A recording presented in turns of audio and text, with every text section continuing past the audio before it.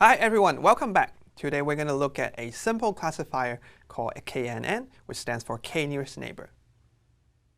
So KNN, or k-nearest neighbor, is one of the most popular classifiers because it's very simple to understand and in practice can also be very effective. So it's very easy to understand, so you can use just one image to explain it. So what's shown here is we want to do a classification of whether someone would like whiskey or not. And for each data point, here is a person, and we are plotting every single person on a scatter plot. And for each person, we'll look at two attributes or variables, the person's age and also, let's say, the bank balance, so whether the person is wealthy or not. And suppose we have people who don't like whiskey as a dark dot, and the one who like whiskey as white crosses. And now we have a new person coming in, and we don't know that person whether he or she likes whiskey. So that's the one in the red dotted circle here. So in KNN, what we do is we would look at the nearest neighbors of that unknown. So that means we will go around and we will find who are the closest to this unknown. In this case, we would say we look at only 3 neighbors. So k equals 3. So I get 3 nearest neighbors. So here, the neighbors are highlighted in blue, and we look at their label.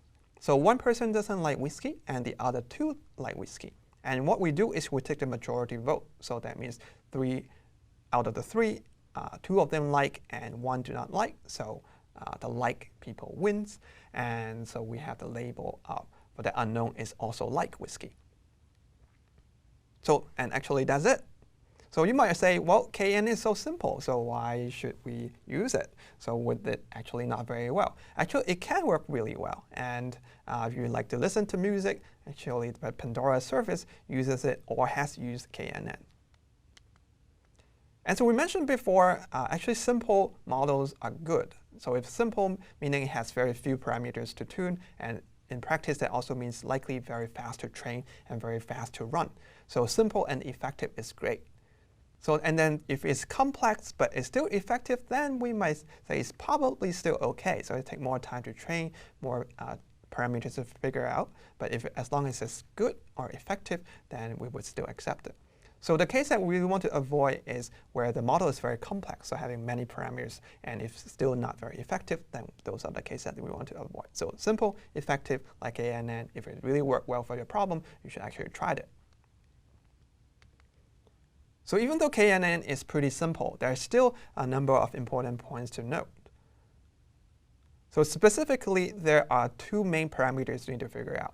So the first is the number of neighbors, k. So in the previous example, we say k equals 3. But you may say, so why not 4? Why not 5? And so on.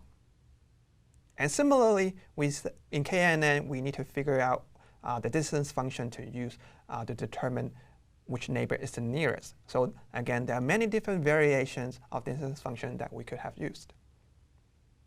So let's look at a few different scenarios.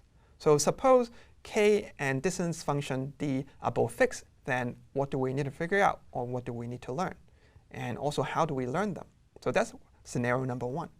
In the second scenario, what if distance function is fixed, but you are allowed to change k? So that means you can play with the number of neighbors that you want, like 3, 4, and so on. So in this case, what are the things to learn and how to learn them?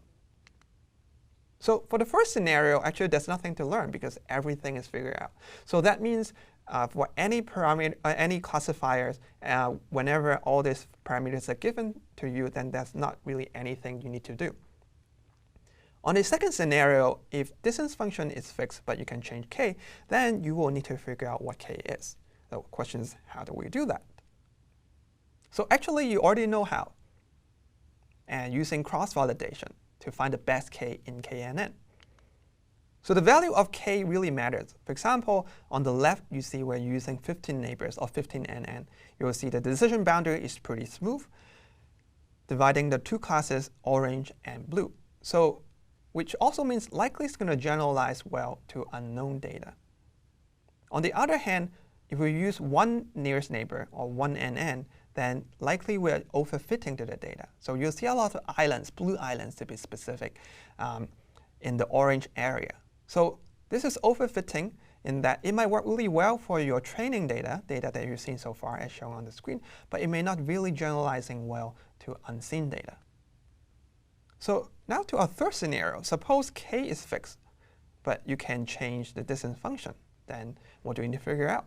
So naturally, it's a distance function. As we mentioned before, there are actually a lot of distance functions you may try. And you may want to start with some more common one, like Euclidean distance, Manhattan distance, and go beyond to other techniques. So often the general rule of thumb, as we mentioned before, is start with one that are more common and see how well it works. If it doesn't work well, then you try the more sophisticated or more complex ones. The advantage of KNN is that it's relatively easy to figure out. So very little learning, and it's only k and the distance function. And in practice, it's quite powerful. So also it has theoretical guarantee as well. So there's quite a lot of research going into KNN to figure out why it works so well. So there's one caveat, which is that it's actually computationally quite expensive. So the reason is that you need to determine which neighbors are the closest. And often it depends on where the data point that you're querying relative to the data points that you have. So that means you need to do a lot of querying during test time. If you want to learn a lot more about KNN, I highly recommend you to read the book chapter in the book Elements of Statistical Learning. In this video, we look at a simple classifier called KNN. And we look at that even for this simple classifier, there are still a few things to figure out, such as parameters like k, how many neighbors to look at, and also distance function to figure out.